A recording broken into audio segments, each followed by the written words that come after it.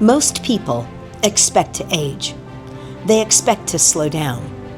They expect life to happen to them. But what if you simply refused?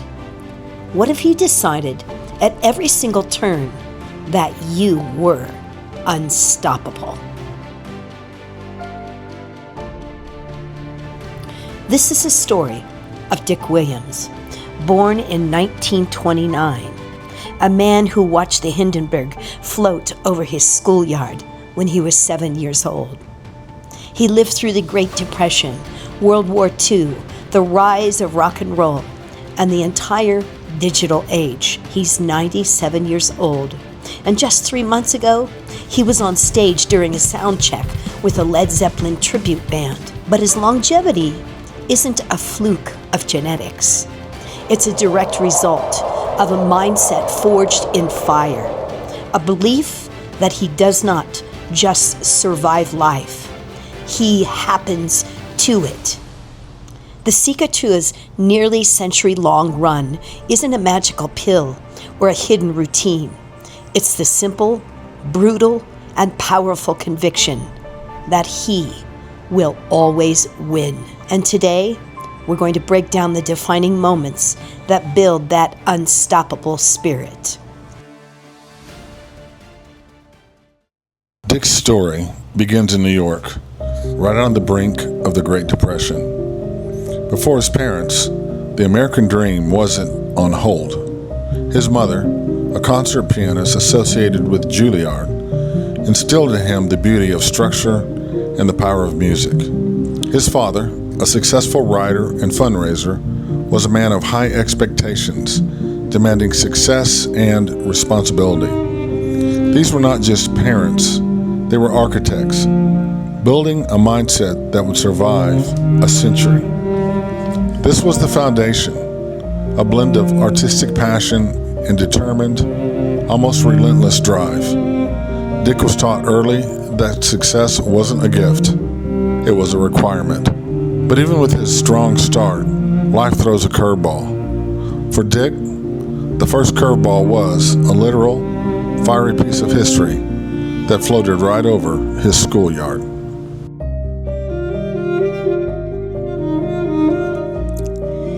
In 1937, young Dick Williams stood in his schoolyard during a fire drill and looked up to see the Hindenburg passing overhead, a massive airship gliding through the sky on what would be its final journey. I really didn't know what I was watching at the time. They just, the fire alarm went off in the school. And so they had us go outside. I didn't know why. And we're out in the yard, and they directed our attention in the air, and they must have known somehow that we were in the flight path. And so it was quite famous. And so we watched it, and then we went back in school. It was not, except later on, I realized that was it when I read about that horrible tragedy. Hours later, that symbol of German engineering would explode in flames on American soil, an image that seemed to foreshadow the coming storm of World War II. Decades later, that dramatic photograph of the burning Zeppelin would become one of rock music's most iconic album covers when Jimmy Page chose it for Led Zeppelin's debut album.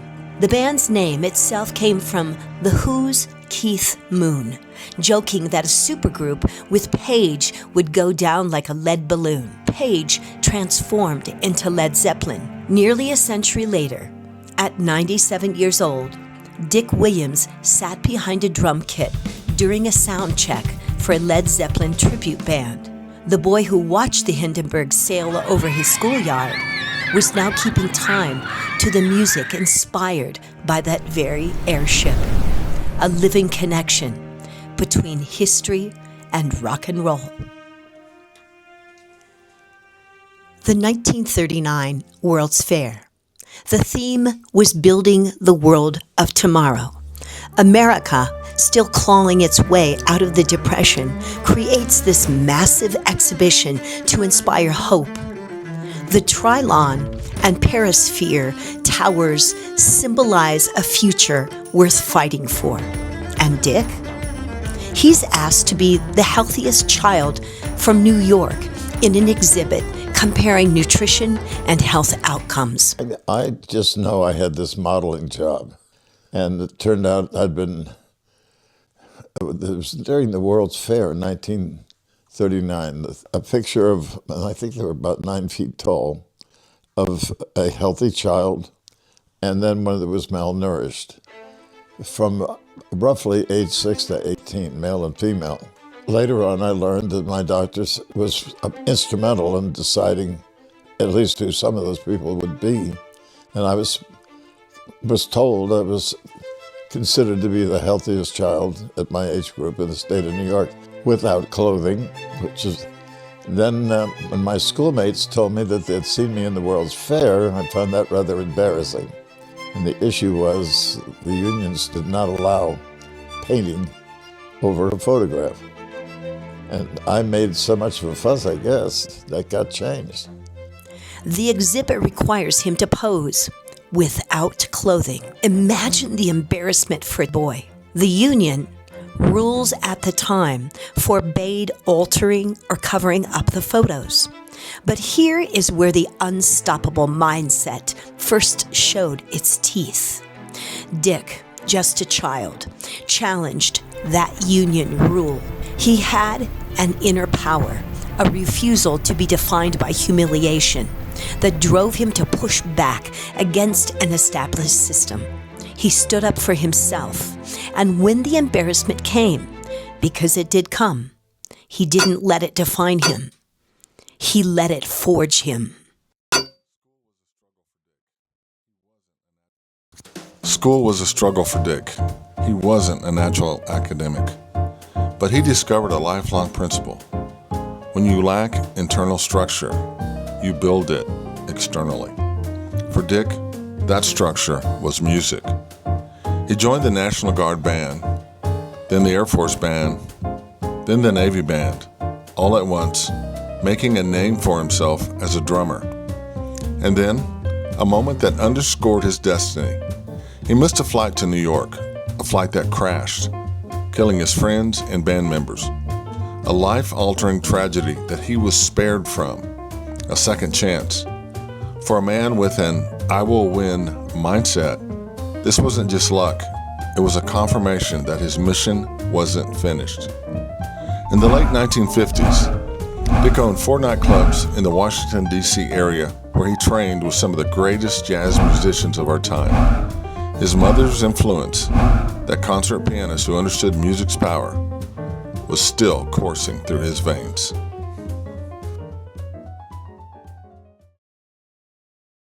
Following the armed services, Dick channeled his energy into a new discipline, martial arts. He earned a black belt, founded International Karate, and co-founded the Ohio Judo and Karate School. This was a physical manifestation of his inner power, a commitment to self-mastery. But the real test of his relentless drive came in the world of sales. He started selling pre-need cemetery sales, a job where most people lasted only 2 weeks. Dick did it for 25 years, making a great living. So now I'm knocking on doors cold for 25 years. That's what I did. Knock on doors. And that actually, no one I ever met could survive that. The last 2 weeks, never sell anything, gone. I did it very successfully for 25 years, but it was tough. If I didn't get a sale on the first one or the second one, I had to do another presentation. They were 2 hours long.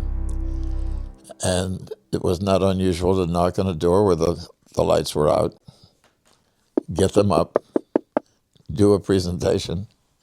That took some skill. The thing I loved the most was having my mind completely blank when I knocked on that door. So when it came, I had no idea what I was going to say or do. It was showtime. Why? because he was unstoppable. He refused to fail where others quit. Then came nature's sunshine, or what Dick often referred to as his castle. A friend showed him a check for $1,800 from nature's sunshine, and Dick saw the opportunity. He set out with gusto to build his castle, the one that would make him millions. He became one of the top 0.5% of all sales employees. His secret was not aggression. It was empathy. He was attuned to how others felt.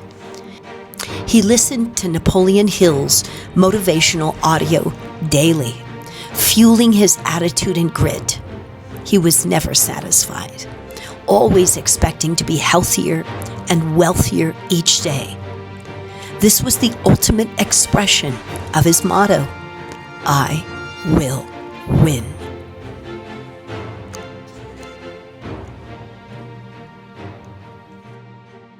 Dick found his soulmate, Joy, his third wife, because unstoppable people keep trying until they get it right.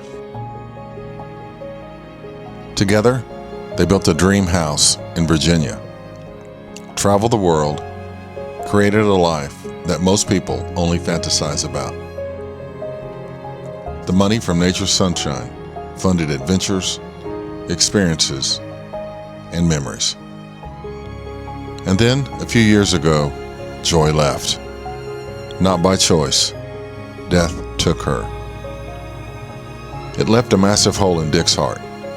The kind of loss that ends people, that makes them give up, that makes them say, I'm done. I'm old. I've had my time.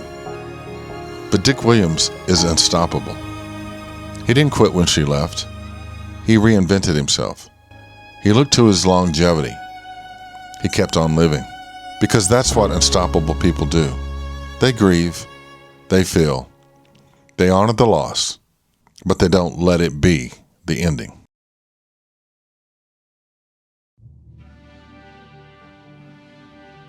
So here we are. Dick Williams, 97 years old, did a sound check with a Led Zeppelin tribute band just 3 months ago. Still taking his nature's sunshine supplements, still mobile, still powerful, still determined to live another 100 years.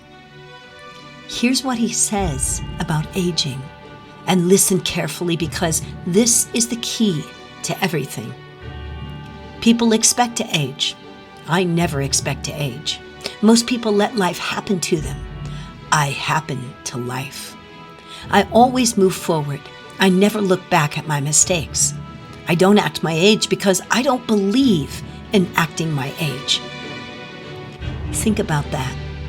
We are so conditioned to believe that aging means slowing down, retiring, accepting limitations, waiting for the end. Dick rejected that programming at birth. The Great Depression couldn't stop him. The Hindenburg explosion couldn't stop him. Embarrassment at the World's Fair couldn't stop him. Struggling in school couldn't stop him. A plane crash that killed his friends couldn't stop him. 25 years of door-to-door rejection couldn't stop him. Losing his soulmate couldn't stop him. Dick Williams has lived nearly a century of American history. He's built multiple fortunes. He's loved deeply. He's lost profoundly. And he's survived what would destroy most people.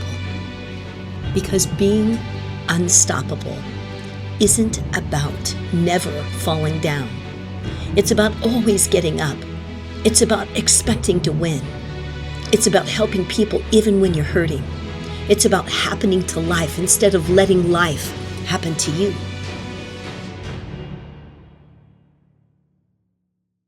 And at 97, he's not done. Not even close.